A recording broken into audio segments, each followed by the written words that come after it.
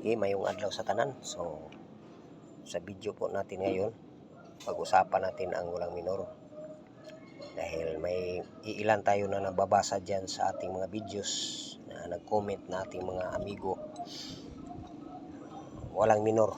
So pag-usapan natin yan mga lodi, at saka ito, i-explain ko sa inyo kung bakit ko nasabi na isa rin ito sa dahilan ito. Yung lagayan ng jet mga lodi, pero pasensya na kayo mga lodi ha, na hindi natin matukoy yung exact na pangalan nito. Hindi natin alam talaga mga lodi. Ayan. So bago tayo pupunta dito sa carburetor, doon muna tayo sa ating engine mga lodi. Unang-una, doon sa ating hydrovac. So check din natin yan mga lodi, dahil may pagkakataon, marami ng bisis nangyari dito sa amin na walang minor dahil yung hydrovac natin nasira. Yung mga tube mga lodi, malaki na ang butas, lalo na pag yung mga sasakyan natin medyo matagal na, kinain na ng kalawang yung tube natin. Isa rin yan. So para malaman natin mga lodi na walang problema sa ating hydrovac or mga tube, yung hose sa may intake manifold mga lodi na patungo sa ating patungo doon sa ating hydrovac. So tanggalin na natin yung hose mga lodi. Paandarin natin yung engine, tapos takpan natin ang ating daliri kasi maliit naman yung butas doon sa hose. Pagkatapos yung intake manifold natin mga lodi, siguraduhin natin na yung mga vacuum hose, yung mga maliliit na hose mga lodi, yung ganito kalaki, tingnan natin sa may intake manifold, baka may mga natanggal dyan or may butas-butas ng mga hose. So marami ng bisis nangyayari sa amin na nabutas or natanggal. Ayan ang dahilan kung bakit walang minor. Valve clearance mga idol sa ating engine. Sama rin natin yan pag check up sa walang minor. Ano pa? Siguro yan lang yung kadalasang nangyayari mga lodi sa engine na sasabihin natin na walang minor doon sa engine natin. At saka mayroon pa mga lodi yung intake manifold natin, lalo na pag yung nagpalit tayo ng cylinder head, kasi may mga cylinder head sa F6A12 valve na injected. So dyan sa may bandang itaas, kung saan nakalagay yung injector. So yan mga lodi, hindi na ayos pagkalagay ng gasket. May adapter kasi, may ganyang pangyayari mga lodi na walang minor. So yan lang siguro mga lodi sa engine natin. Pagkatapos punta na tayo dito sa ating carburetor mga lodi. May na-encounter na tayo mga lodi na hindi nalagyan ng gasket yung ating solenoid valve dito. So kailangan mga lodi na mauna yung plastic at saka yung o-ring na dito. Isa yan sa dahilan. Maliban sa sira na yung solenoid valve natin,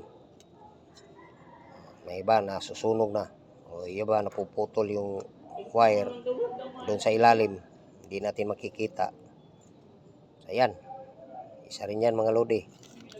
Pagkatapos punta tayo dito mga lodi sa ilalim. Dito mga lodi, may dito, jet na maliit, number niya 45. So kung maaari mga lodi, tanggalin natin yung jet na dito, tapos bugahan natin ang hangin. Bugahan natin ang hangin mga lodi para lumipad yung mga dumi-dumi dyan. Dahil pwede yan makabara sa ating jet na maliit ang butas. Pwede yan ang dahilan na mga dumi-dumi, maliliit. Ayan. Tapos dito mga lodi, kailangan i-open natin yung hangin. So kailangan bilangin natin mga lodi. So halimbawa, isarado natin to, pull natin ng sara, tapos open tayo mga lodi. 3.5 yan. yung number of turns, pa-open siya ganyan. Tatlot kalahati. Pagkatapos mga lodi, at saka mga lodi, huwag kalimutan na tingnan yung adapter natin dito, baka nasira yung gasket. Kasi isa rin yan sa dahilan kung bakit walang minor yung engine natin. So pag na-check na natin lahat, dito. So, ito mga lodi, yung sinasabi natin kanina. Bakit ko nasabi na isa ito sa dahilan kung bakit walang minor yung mga engine natin.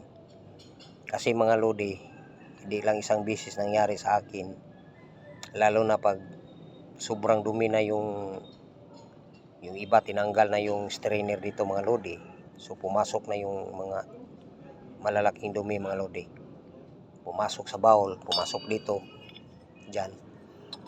So makikita natin mga lodi na sama yun, ganyan o. So dito banda yung ito. Alam naman natin na nandito yung jet na maliit.